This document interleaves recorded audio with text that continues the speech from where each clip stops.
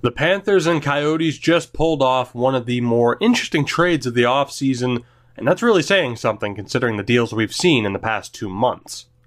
Dave Bolland and Lawson Crouse are off to the desert for a conditional 2018 second-round pick that becomes a third if Crouse doesn't play in the NHL this season, and a third-round pick this year that'll be either Arizona's or Detroit's from the Datsyuk trade that just happened at the draft. So let's look at what this means for both teams, because I truly don't think you can say simply that just one team has won this trade.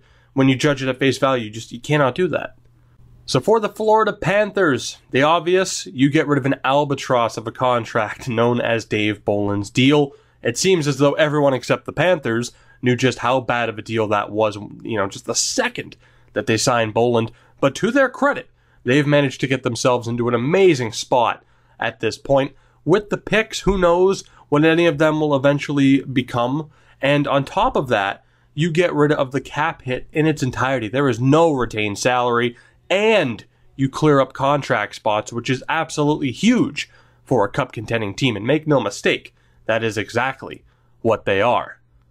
A new logo, a new era. And sure, does it suck having to give up Crouse in this deal? Of course it does. He was arguably their best remaining prospect, but they still have some solid talent coming up. And of course, the roster as it stands right now is still young and ready to compete for years to come. The big question is Roberto Luongo, but that's an entirely different discussion. For the Coyotes, it's a very risky move that could pay off in spades. This pushes them to the 50 contract limit with $2.3 million in cap space remaining. Is it surprising to see them yet again position themselves this way, much like they did with Detroit and the Pavel Datsyuk contract? I think so.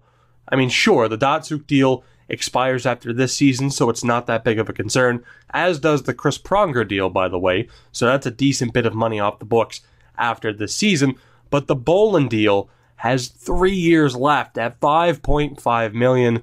That could be very rough. By the time the Bolland deal is up in 3 years, Arizona has a ton of pieces that will need new deals, whether it's current NHL guys like Martin Hanzal and Stone on defense, or the big pieces like Domi and Duclair. With proper cap management, the Coyotes will be where the Panthers are today in just a few short years.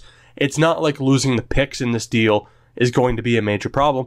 It's just a matter of securing your future. And make no mistake, as bright as the Panthers' future is today, the Yotes could and very well should be on that level within a few short years.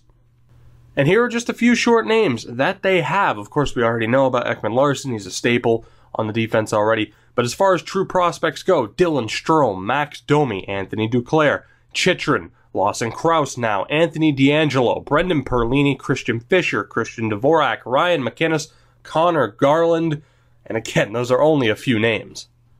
So, who wins this deal?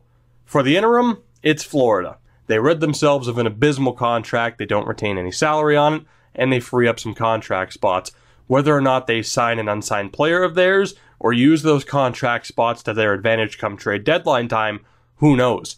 But they are in a true position of power in a very, very wide open Atlantic Division. You have Florida and the Tampa Bay Lightning, shoo-ins for those top two spots in that division. From there, who the hell knows? Every other team in that division has massive questions that they need to answer, to the point where legitimately any of them, including, Toronto and Buffalo, could make the playoffs this year.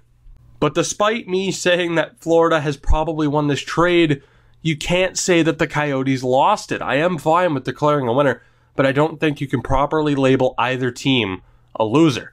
I won't even list other deals from other teams that have happened this summer. I'll say this as a Bruins fan, and I'll say that this trade is certainly not a Zach Ronaldo or a Brett Connolly situation where there was clearly a loser on that, on one side of the trade. Both teams have walked away with a very convincing result.